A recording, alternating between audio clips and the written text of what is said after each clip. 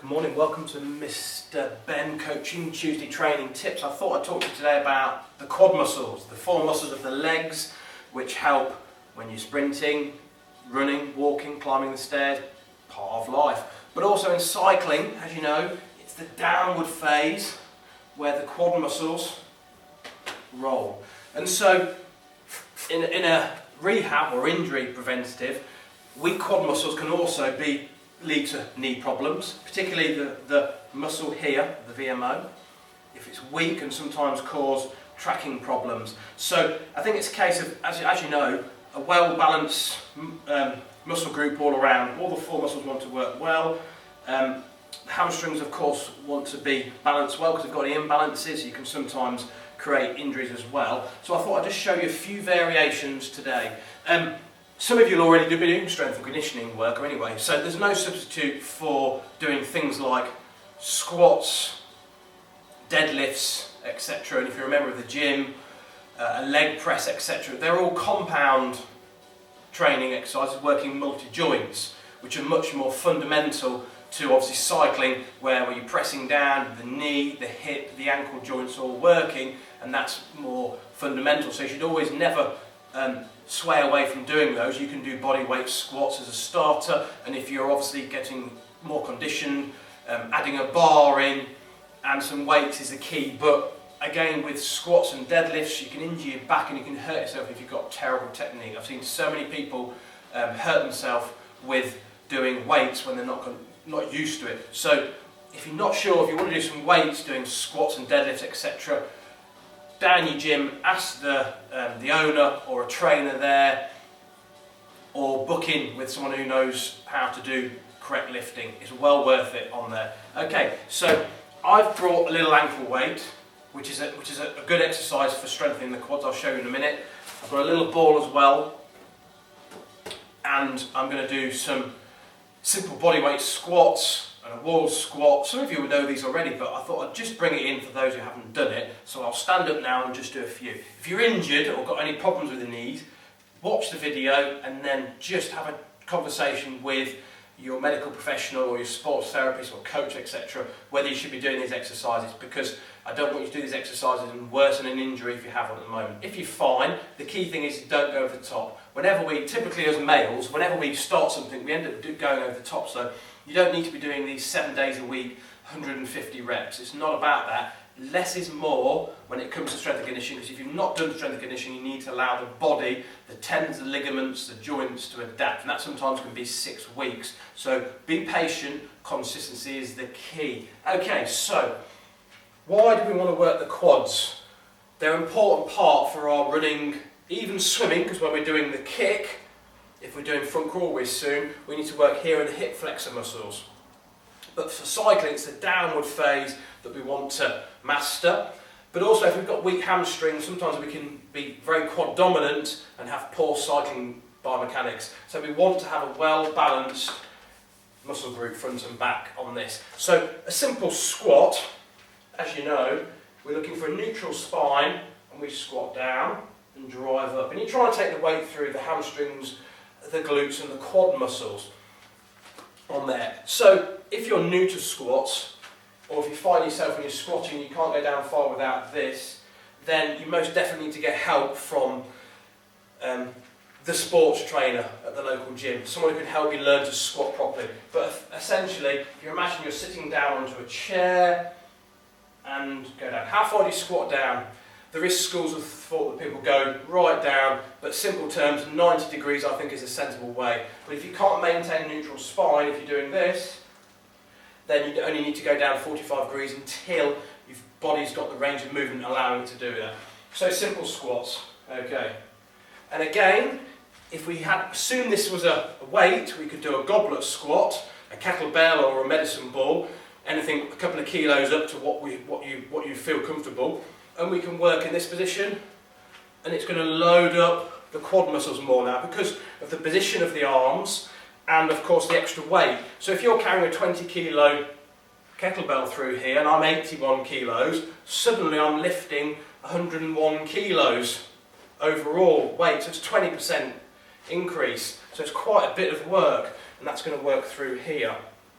When I do quads, you should have a nice straight leg, but this foot turns out, and it's been like that since I was a kid. I cycled like that, so I keep that position just because I don't want to start correcting myself at 44 years old and give myself problems. So ideally you have a nice straight line, but if one leg tends to go across to one side, I perhaps leave it alone, because you could be overworking one side if you correct yourself. That's just a little bit that I am aware of on here. And then a great isometric exercise is a wall squat, where you can sit in here, keep the spine neutral, scoop in the belly button, relax, and then breathe as you meditate and strengthen all around here. So it's a good exercise, this. I'm going to work through here and come back up. How long do you do that? Could be 10 seconds if you're not used to it, could be 30 seconds. You don't need to try and break your record and do minutes. It's just learning where you're working quite hard, but enough that you're not going to be able to, the next day, not be able to walk on there. So then, another good exercise which I teach my people is like a sumo squat, where you go wider, and it enables you to get lower. So yes, you're working in the thighs now, but it enables you to go down that little bit further. And also, it enables you then to progress to this position, and then come onto the toes, and lower, which really works those quad muscles. So it's that. So it strengthens the ankle joint, as well as working the major muscles, the quad muscles on here and here. Great exercise, deceptively challenging. I would start with doing 5 of those, or start learning the movement, and then build up slowly. So if we go back onto the mat now, they're the compound movements done, and we'll start with isolation exercises. So if you've got a knee injury, your therapist or physio etc. will be giving you a load of exercises to do anyway, and a lot of them are learning to contract and develop the quad muscles, in particular the VMO often is the case, without bending the knee, especially if you come back from a knee injury.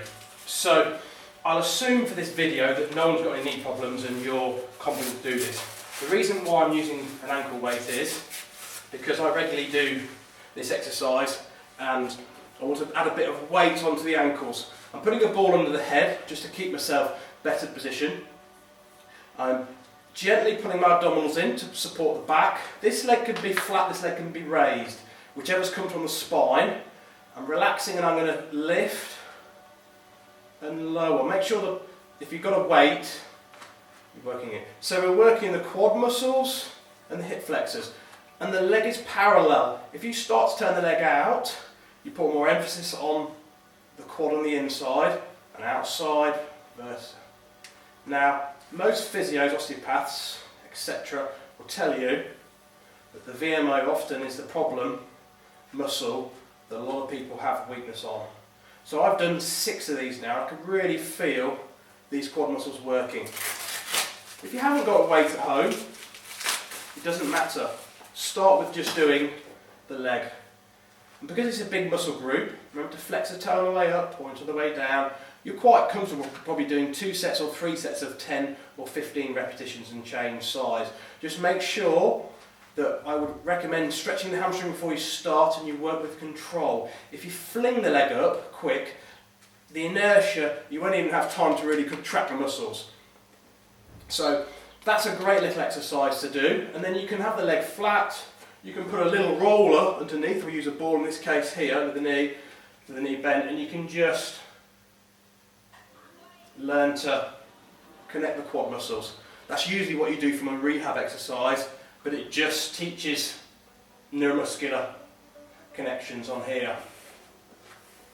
So if we come onto our knees now, we come into a G-knee position. So what we're looking for now, so like a concentric and eccentric exercise where we're lengthening and shortening the muscles while they're under load. So you must get your spine, don't let the back arch. Think of the ribs drawn down, spine in neutral, scoop in the abdominals and squeeze the pelvic floor muscles. Bring the hands into this position. Stand, kneel tall. What we're not doing is hinging. It's not a back exercise. We're moving from the knee joint and we're working here. You'll also feel the abdominals work. And we inhale as we go back. I I feel a stretch here now. So as I come back again, inhale. If you go too far back, you will injure yourself. It's not about big movements, it's subtle. This is tight, the spine is not moving. We'll do one more with you. Okay, and then sit onto your heels if you can. Stretch out. If you can't, if you're very tight in the quad muscles, this is a good indicator you need to do more stretching as well. So that's a really good exercise to strengthen through here, work the hip flexors, and work these quads in a eccentric and concentric movement on here. We come onto our back now, ball under head again. You can always use a pillow. The reason why I have that is because if I take this away, my neck's not positioned right. So it just gives you that little bit more. A little pillow is better, but I haven't got one to hand. So if we want to do some abdominal work, as well as working the muscles on the front, we can start to introduce a few little exercises, which is great because it's nice knowing that you're also working here, but also working those abdominals. So we're going to bring our legs into tabletop position. We're going to stretch our legs out. Scoop in belly button, draw the abdominals like in other words. Pelvic floor muscles engage, we lower and lift. Be careful not to go down too far, you'll hurt the back. So always control. Start with small numbers to start with, technique over quantity, always. And then if you want to add more challenge, you can do one leg lower, one leg lift. And try to work in neutral spine here. Any further, because my legs, hamstrings are tight, there. An excellent abdominal exercise, and this exercise as well of the quads. And then take the ball away, hands behind the head, we curl up. Okay, double leg low as it's known in Pilates. Inhale and exhale. Support the head.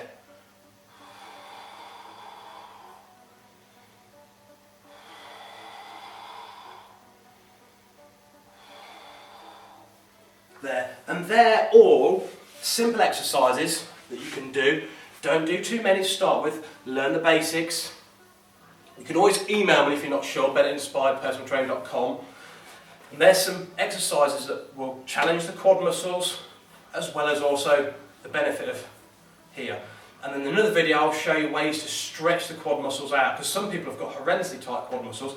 I'm quite fortunate, my quad muscles are quite flexible, but I suffer with hamstrings. So, thanks for watching guys, enjoy the session, and I'll see you next video. Bye.